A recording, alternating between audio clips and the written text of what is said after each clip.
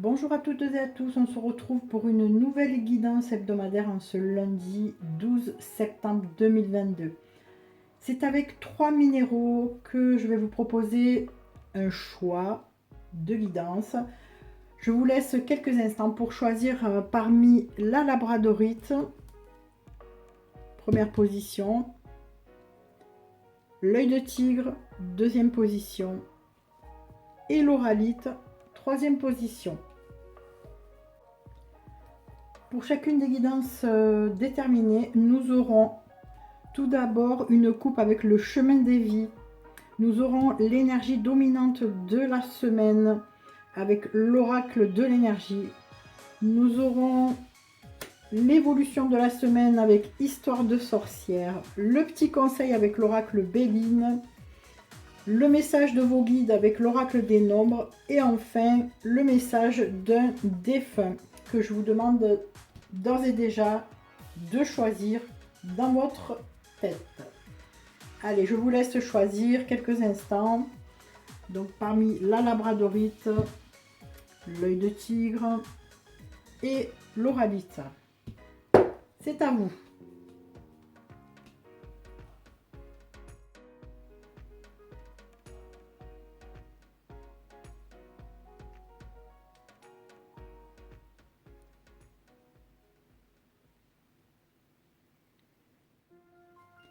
C'est parti avec le tirage de la labradorite.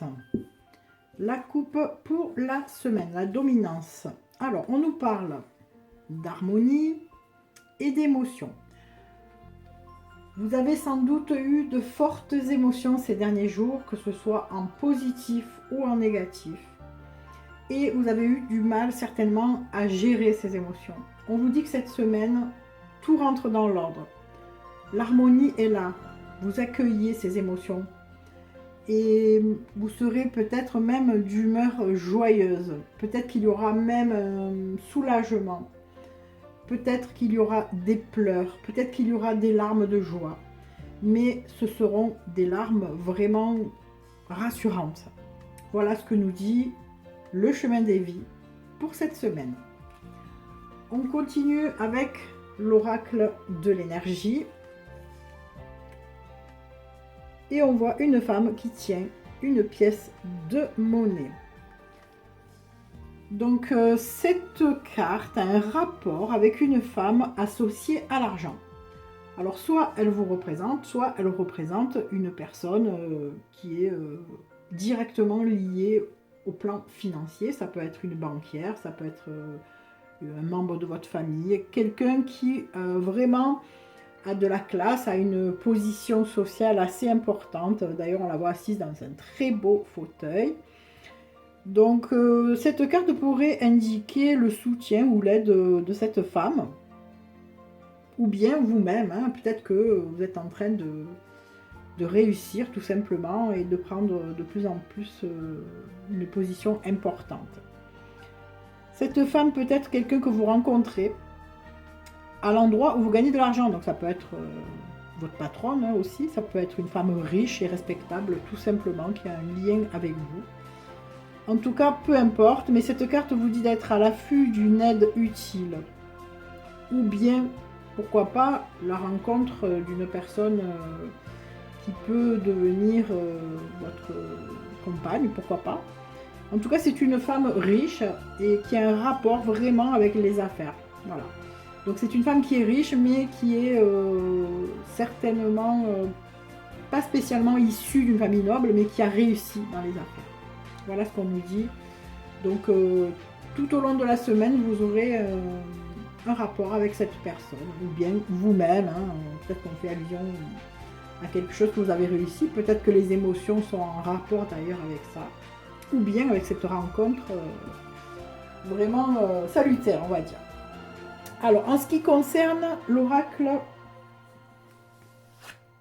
histoire de sorcière, pardon.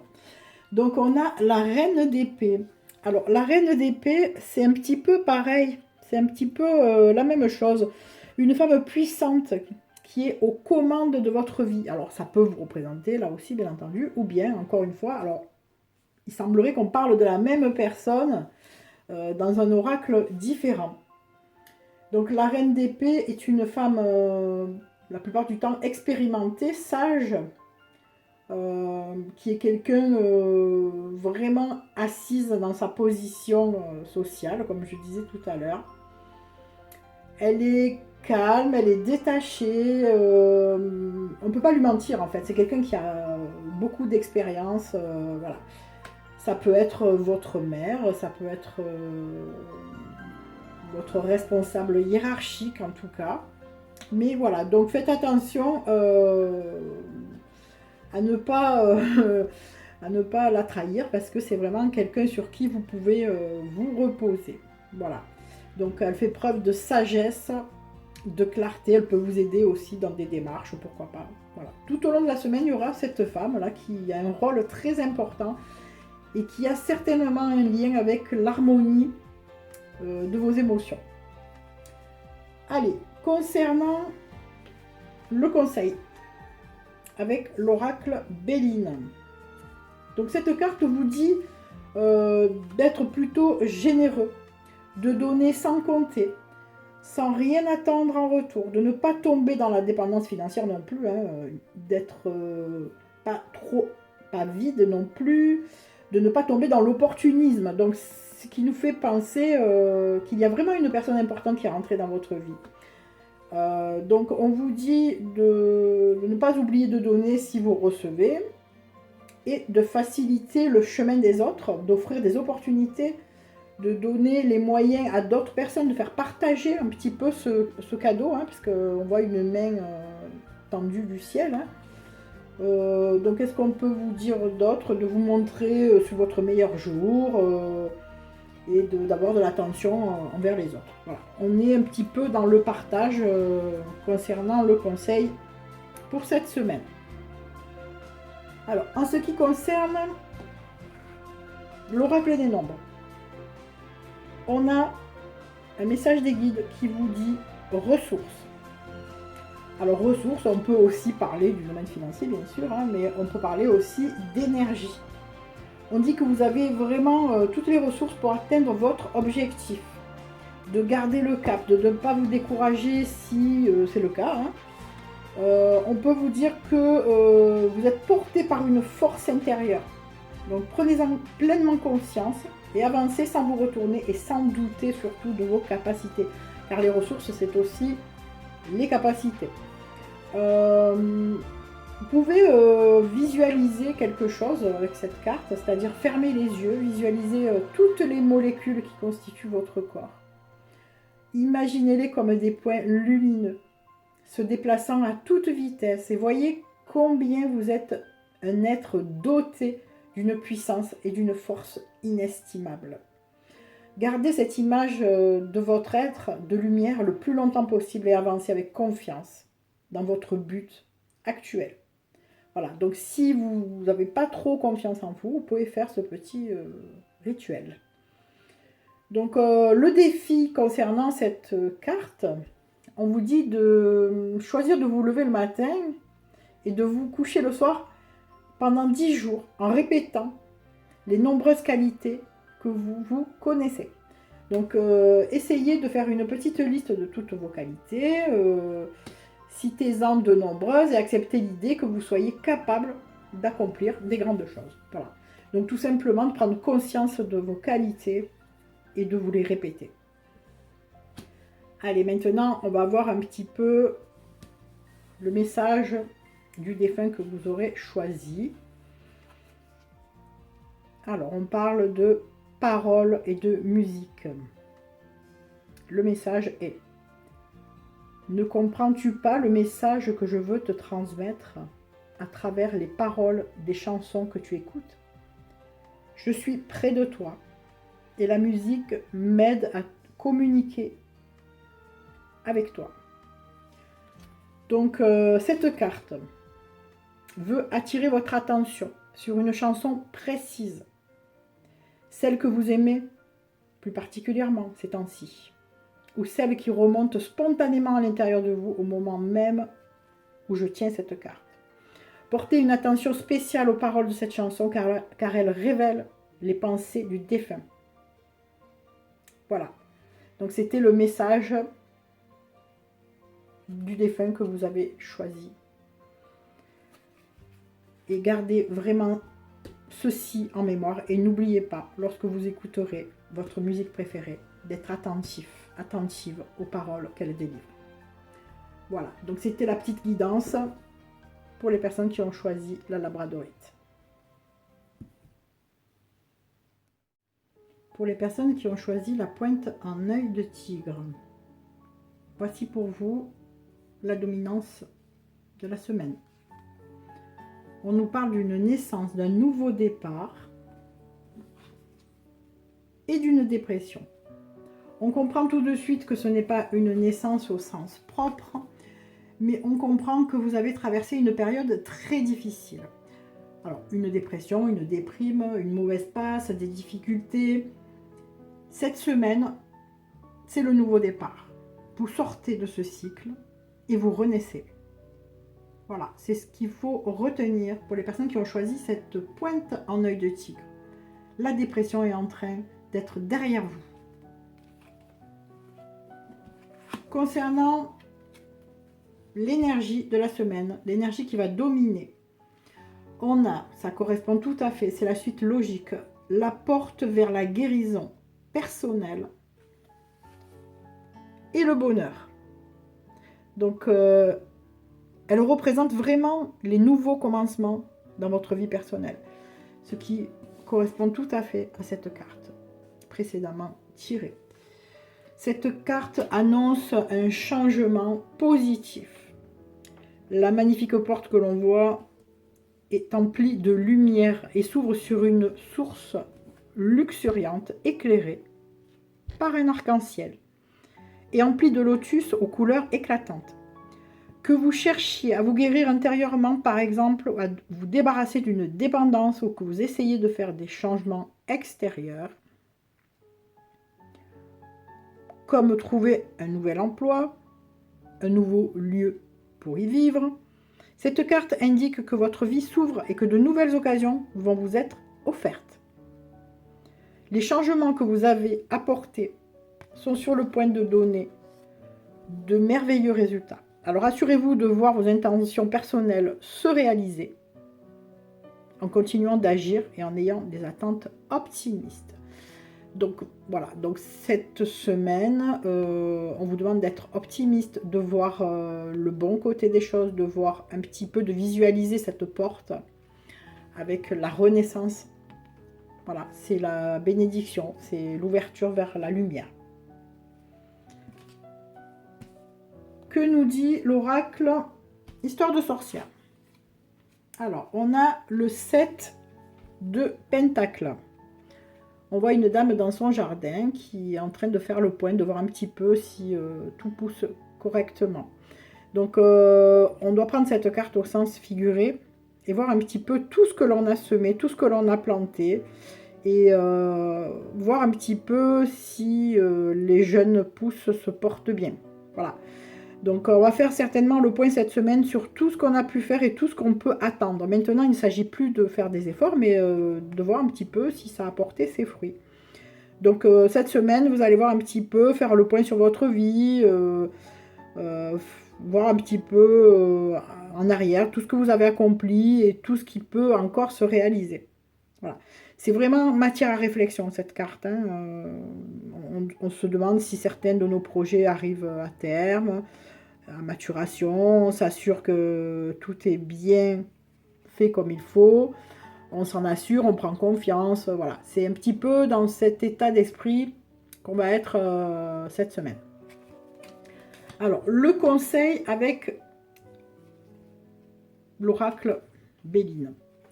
On a la carte de la nouvelle. Donc, il faut se montrer flexible. Hein. Il faut accueillir tout ce qui est nouveau, accueillir même une nouvelle, hein, au sens propre.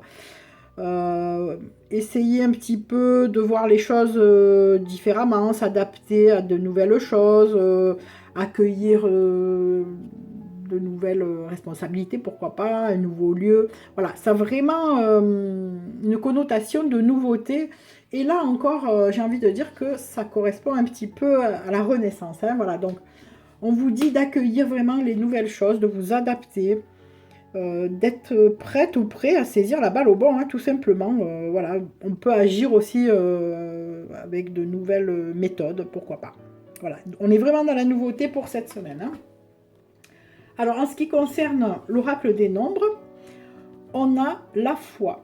Donc, gardez la foi, avoir confiance. On peut envisager qu'il y a des retards, des difficultés qui sont là, mais il faut vraiment y croire. Hein. Voilà, c'est vraiment la foi, c'est vraiment ça. C'est vraiment insister que quoi qu'il se passe, on doit vraiment en tirer le positif et continuer à croire en ce que l'on a accompli, pourquoi pas à ce que l'on a planté. Hein. Voilà, donc être patient, croire en soi, faire confiance à la vie. On peut aussi visualiser, comme tout à l'heure avec cet oracle, on nous demande d'imaginer quelques instants que l'on observe la situation que l'on vit actuellement et qui nous préoccupe de façon élevée. Hein. Donc on peut se visualiser en regardant évoluer avec de la hauteur et voir comment nos inquiétudes perdent leur consistance vue d'en haut. Voilà, c'est-à-dire qu'on peut prendre de la hauteur, dézoomer et voir un petit peu ces pensées parasites s'envoler, se disperser comme une poudre insignifiante. Voilà, vous pouvez mettre ça en application pour prendre confiance en vous. Allez, on passe au message du défunt. Alors, on a la carte des nouvelles. Que nous dit cette carte? Je suis bien, mais je suis très occupée. Peut-être est-ce pour cela que tu me perçois moins autour de toi. J'évolue spirituellement, je comprends bien des choses maintenant. Je pense souvent à toi. Dès que je le peux, je te fais signe pour te donner de mes nouvelles. Alors, par cette carte, le défunt vous explique pourquoi vous le percevez moins, peut-être en ce moment. Mais voilà, il vous confirme quand même qu'il va bien, qu'il vit dans la lumière, qu'il a de nouvelles occupations. L'âme doit poursuivre son évolution dans son nouveau monde, tandis que vous continuez votre mission sur Terre. La personne décédée peut, par exemple, aider de nouvelles âmes qui arrivent dans l'au-delà, à cheminer vers la lumière ou encore s'occuper d'une âme qui a besoin de son réconfort. Voilà. Donc le défunt veut aussi que vous compreniez que malgré tout, il ne vous oublie pas et que dès que cela sera possible, il vous fera signe. Par exemple, par le biais d'un rêve, d'une chanson. Donc ouvrez bien les yeux et vos oreilles, ça va certainement recommencer. Voilà. Voilà pour les personnes qui ont choisi l'œil de tigre. Pour les personnes qui ont choisi l'oralite, c'est à vous. Alors, la petite coupe pour la semaine. On nous parle de chance, on nous parle d'opportunité. Face à quoi? Face à une traîtrise. Donc, on comprend que vous avez certainement été déçu, attaqué. Il y a eu quelque chose de sombre. Et la chance revient.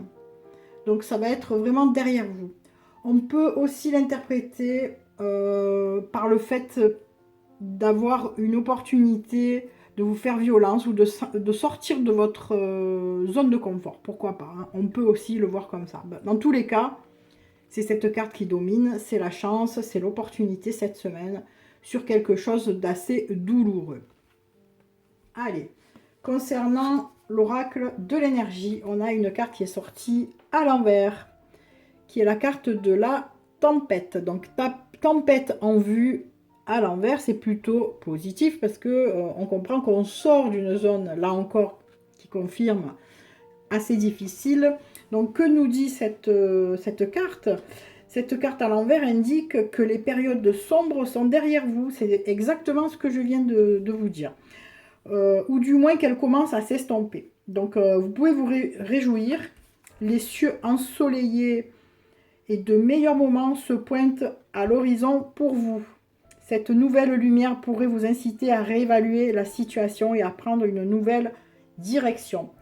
Donc, il faut aussi vous demander où vous souhaitez aller maintenant, hein, puisque voilà, hein, vous laissez les choses négatives derrière vous. Donc, il faut prendre le temps de réfléchir à la difficulté que vous avez connue, quelles leçons vous en avez tirées, Voilà, donc vous pouvez aussi vous dire que vous avez le pouvoir de surmonter n'importe quel obstacle. Peu importe ce qui arrive, vous pouvez être fort et confiant. Et vous pouvez agir par vous-même. En ce qui concerne histoire de sorcière, on a le 10 de bâton. Alors, le 10 de bâton, donc on voit une sorcière avec des bâtons. Alors, je l'ai pas. Peut-être que je le fais tomber, peut-être que je le fais pas tomber. Donc, on est un petit peu dans cet état d'esprit-là cette semaine. Alors, exactement, que veut dire cette lame? La vie peut vous donner beaucoup de fardeaux à porter. Voilà. Vous seul pouvez décider lesquels vous continuez de traîner et lesquels vous souhaitez déposer. Donc, si vous êtes dans l'incertitude, on vous dit de faire un peu des choix. Cette sorcière, elle est vraiment lourdement chargée. En fait, elle a envie aussi d'aider les autres. Hein, c'est un petit peu ce signe-là. Donc, on peut trouver une grande satisfaction dans le fait d'aider ceux qui en ont besoin. Sa famille, ses amis, ses collègues. Voilà. Mais attention, on vous dit de ne pas trop vous disperser. Donc, si vous vous retrouvez épuisé, vidé, faites peut-être le point parce que vous en faites trop pour tout le monde. Hein. Donc, le 10 de bâton indique presque toujours quelqu'un qui non seulement porte un lourd fardeau, mais qui se charge aussi des fardeaux des autres, hein, qui ne lui appartiennent pas en fait. Donc, on vous dit peut-être de penser un peu plus à vous, hein, de réévaluer les fardeaux que vous portez.